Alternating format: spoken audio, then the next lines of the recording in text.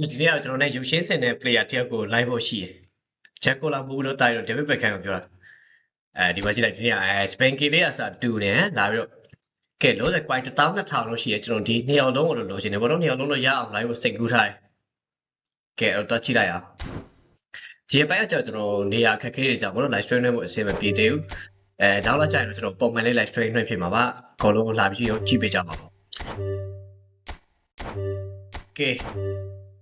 900ပထမဆုံး900နဲ့တန်းသွားလိုက်ဗျာ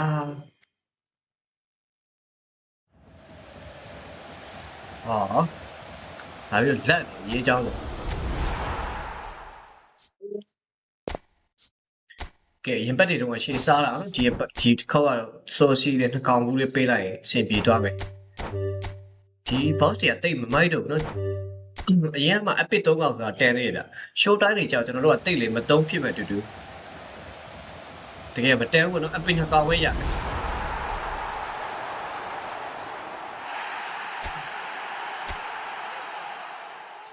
ကဲတော့ highlight 2កောင်တော့ရရင်ကဲ quite 12000ရှိရနော်ကဲ backhand ဒီကတ်လေးရုပ်ထွက်လေးရုပ်ကတော်တော်ချိုးတယ်မိုက်တယ်နော်ငယ်လေးရှိတယ်ဘယ်နှစ်လေးတော့မကြည့်ရသေးဘူးသူကနှစ်ယောက်လုံးမရှိသေးဘူးလိုက်ရမှာပဲဒီ boss ကကဲလို့ quite 3000လို့ကုန်သွားပြီကွာ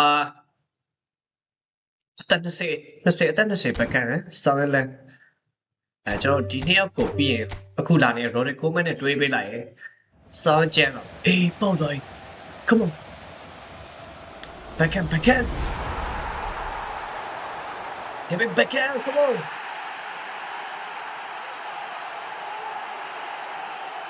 ညနောက်ကတည်းကမကိုလို့လား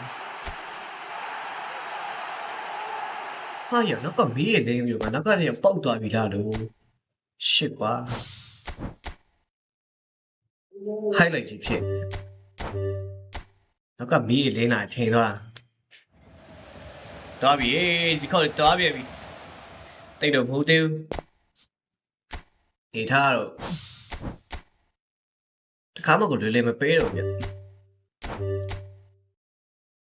ကဲနှကောင်ဘူးတွေပေးလိုက်ကွာ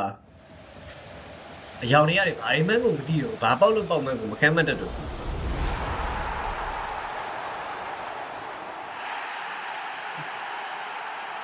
ကိုလိုက်ပေါက်လာ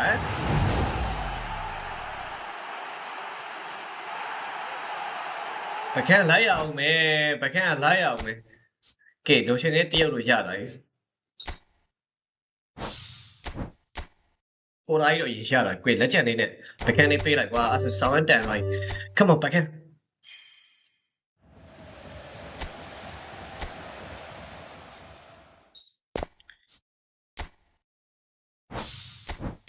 အဲ့ဒါရနေလေးကြောက်ရနော်ကိုတကောင်ဆိုးကြီးပေးလိုက်နောက်တကောင်ကအပါခိုးတော့မှာလားဟမ်ဟုတ်စမ်းပါ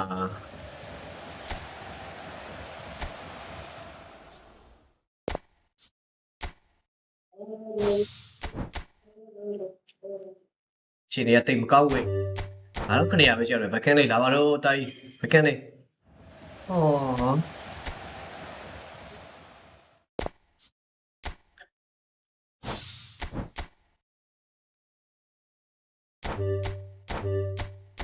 ကဲဘက်ခန်းဟောတော်ဆိုးနေပြီကွာအဲ့ဒါရကျွန်တော်အရင်ပတ်တွေတော့ကလေကွာကိုတော်တော်ကိုတုံးဝေးရတော့3900ပဲကျွန်တော်လည်းလောက်ပါဘက်ခန်းလေးအဲ့3900သေးတယ် David Beckham come on shit man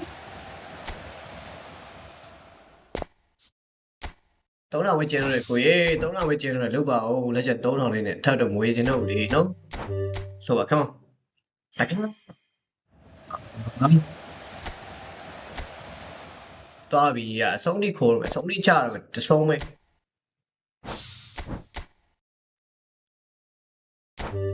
ကဲလက်ချက်2100 come on David Beckham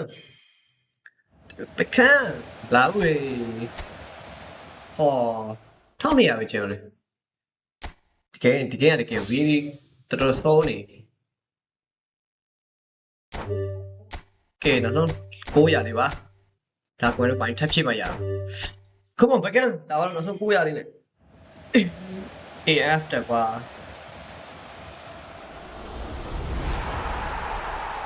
ဘကန်လေးကိုဆွဲထုတ်လိုက်တော့ဘကန်ကြီးကိုဆွဲထုတ်လိုက်တော့အမဘကန်တပိဘကန်ကိုဆွဲထုတ်လိုက်အနီးရောက်လေးဘကန်မူကွာအကီတကီလာပေါက်နေစင်းနေတယ်ဟာဘကန်လေးလာလိုက်ပြီးတော့ပြီဇလန်ပြီးတော့ပြီလောဆယ်ကွိုင်းထပ်ဖြစ်လိုက်ရအစပေါ်ရင်ကွန်မန့်နေပါလေဝင်မလို့စိတ်ကူးထားတာဗောနော်ခုကလောက်တော့မလောက်ကွိုင်းကဘယ်တော့မှထည့်ပြီးလောက်တယ်ဆိုတာမရှိဘူးကဲ let's go နောက်ထပ်900ဘကန်ဆိုးစီးလေးပေးလိုက်ပါကွာလက်ချက်လေးပို့အောင်လို့ဟိုတင်းလာဒီကမဟုတ်တော့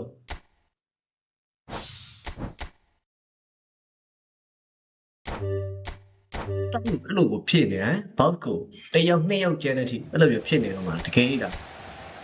ဖြစ်နေရမယ် what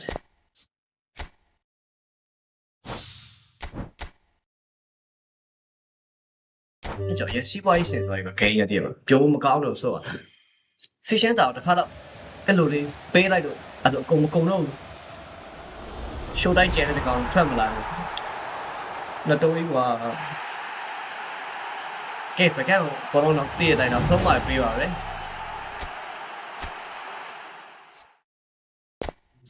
ကောင်းရကျွန်တော်ရဲ့စိတ်ကိုကြော်ပြီးတည်တယ်ဒီကောင်ဘယ်ကောင်လိုချင်တော့လေအကောင်ကတော့ဆုံးမပေးလိုက်မယ်ဆိုပြီးတော့လာ150 box လေးတင်ရတယ်250 box လေးတင်ရတယ်200 box လေးတင်ရတယ်ကုန်တင်ရတယ်အဲ့တော့မလုံးသေးဘူး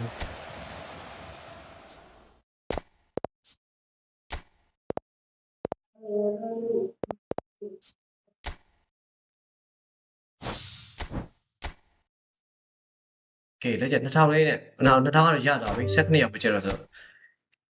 ကဲဒါလေးကိုပေးလိုက်ပါတော့ကွာ1200လေးကိုဖြန်ထားခဲ့လိုက်တော့ဟုတ်တယ်ဗျာခုမှပဲရရတယ်ကဲခွေးကဲတပတ်ပဲတော့ပါသေးတယ်1200လေးချန်ထားပေးခဲ့တော့ကျွန်တော်လုံးနေကွန်မန့်လေးဝင်လို့ရမှာနော်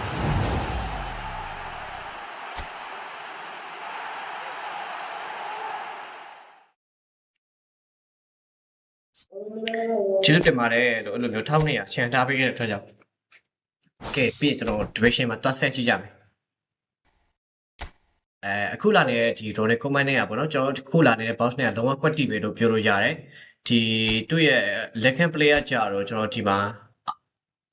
RF ကို macro special လေးပြီးတော့ key man ကကျတော့ကျွန်တော် goal push ဆိုတော့ကျွန်တော်ဒီမှာအခုလာနေတဲ့ boss က backhand နဲ့ဒီ collar နဲ့တွဲပေးလိုက်ရင်လုံးဝကွက်တီပဲပေါ့နော်ကျွန်တော် position gain နဲ့ဆော့ပြီးတော့ candidate တွေတွားစတော့ကြည့်ပဲ okay ဒီနေ့လုံးဝ candidate ပဲ greatest wide players of his generation. And a bit of a throwback in a way, in the sense that he's a right-footed right winger. Position for him. His game has never been about playing inside. It was kind of the hit the byline and get crosses in. Rather play in the middle. Yeah, and that's something I find hard to understand personally. His skill set. What ball try! And it's Vieira. Out to the right,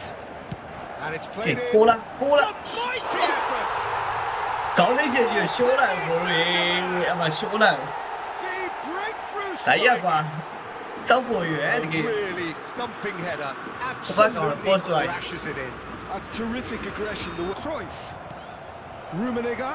高了，想一高了。 And he was there to get a vital touch. Well, someone's doing his job properly, Peter. That's for sure.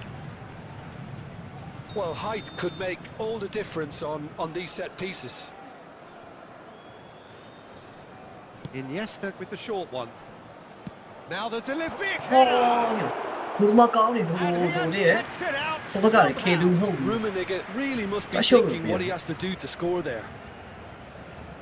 Corner number 2 then.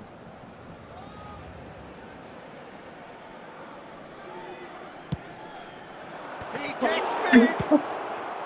That was How very like this Mike necessary. ကွာ Paris Saint-Germain do keep hitting the wings early and often here. That's clearly their main supply route to... ဒါရ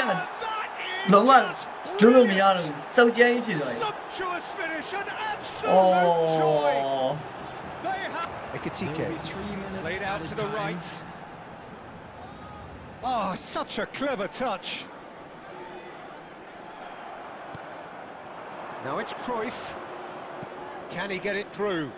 And this is Cruyff. He's shifting through the gears here. Oh, he's brought him down, and it is a penalty. Paris Saint-Germain present their opponents with the best possible chance here. ဟာ Ball on the spot. Can he? shit And they've turned it round. Clinical.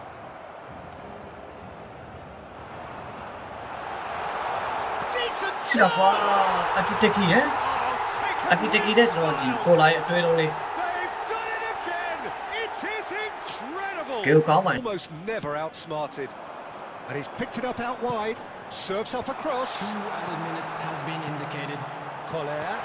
made out to the left flank. Here comes another cross. And the keeper gets his hands on it. ကဲကျွန်တော်ခုနကပွဲတော့ကျွန်တော်ပုံမှန်ဆုံးနေကြတိုင်းပေါ့နော် RB နဲ့ RB ကိုကျွန်တော် defensive တွေတုံးလိုက်တဲ့ခါကျတော့ဘယ်လိုဖြစ်သွားလဲဆိုရင်ကျွန်တော် backhand နဲ့ဒီ Patronato နဲ့တွဲဆုံးမဲ့ဒီ RB ကမပါဘူးပေါ့နော်နောက်မှပြတ်ကျန်ခဲ့တယ်အဲ့တော့ဒီပွဲကျွန်တော်ဒီ RB ကိုကျွန်တော် attacking ဘိုင်းကိုလိုက်နိုင်မဲ့တူလေးတွေကိုတစ်ချက်တော့ထည့်ကြည့်လိုက်မယ်ဒီချက်တော့ show လိုက်မယ်ဒီဘက်က score ကလည်းလမ်းနေ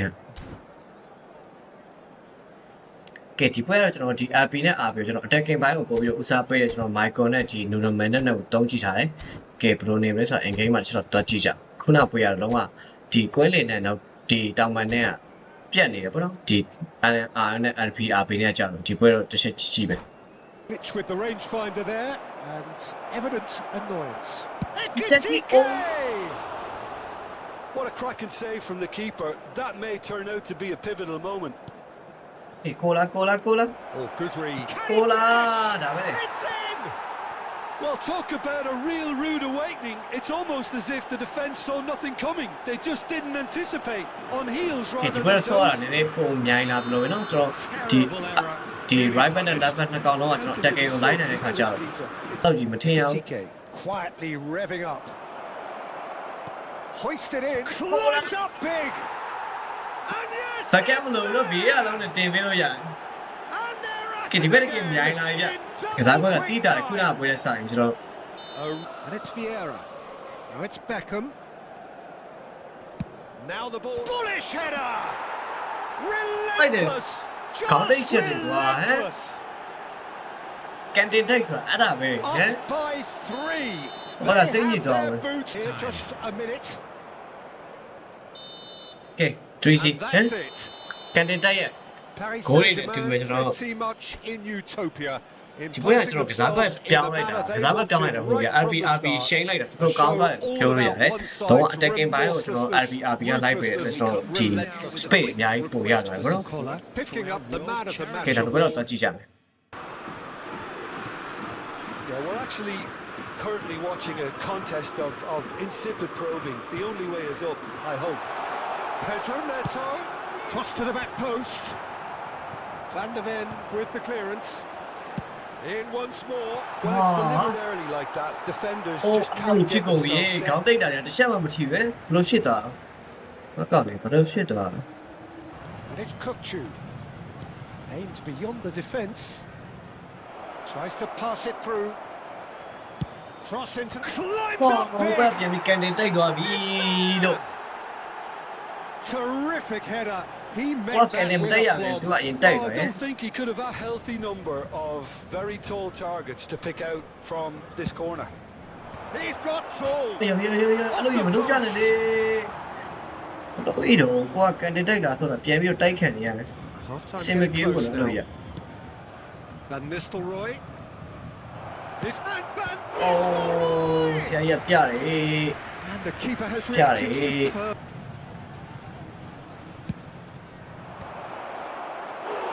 Oh, လုပ်ပါငါကျွန်တော်တို့တိုက်ခွင့်ပေးပါ Quite good enough. The interest value in this game might just take off from here.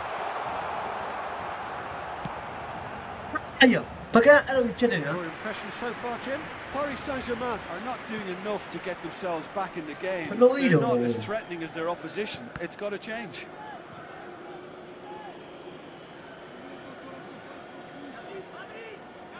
It's a poor throw that, picked off with relative ease. Knocks it into space. Pedro Neto, big header! ဒီပွဲကနိုင်စီရှင်လို့လာကွာ Well, if you give them some kicking themselves after that, that could well have been it. အဲ့ရ Decent chance! ပါရီကရှေ့မှာ2မိုင်လောက်ကြိုပြေးနေတာကြည့်လား That does it! Perfect time! Oh. Decisive strike! That really is quite fabulous. ကဲဒီပွဲကတော့ရှေ့မကောင်းဗျ Oh, that's wonderful. Definitely not his best. Added time. Added time going up here, it's 3 minutes. Beckham. An instinct, terrific header. နောက်ဆုံးတစ်လုံးလောက်တိုက် Well, ရှိ he ရ got အောင်မ rigged ရတော့ because ဘူး he was under pressure. ကဲဒီနေ့တော့ဒီလောက်ပါပဲကျွန်တော်နောက်နေ့တွေတေချာလေးပွဲအများကြီးဆုပ်ပြီးတော့ပြန်ပြီးတော့ရှင်းနေပြောရှိတဲ့အချက်ပြန်ပြောပေးမယ်ပေါ့နော် hard to take. လောဆယ်ကျွန်တော်စမ်းကြည့်ရတော့ကတော့ဒီလေလေနှိမ့်နဲ့ဆော့ကြည့်တာပေါ့နော်ဒီ RB တွေကအဓိကပုံပြီးအရေးပါတယ်သူတို့ attacking line ပေးနိုင် line ပေးလို့မျိုး space ရပြီးတော့ပုံပြီးအဆင်ပြေပေါ့နော်ဒီလိုမျိုး candidate တိုက်ဆုပ်မယ်ဆိုရင်တော့ In everything the players were trying to do. ကဲအားလုံးပဲနောက်ပြီးတော့ဒီမှာပြန်ဆုံပါမယ် Pretty lethargic and they were ruthless.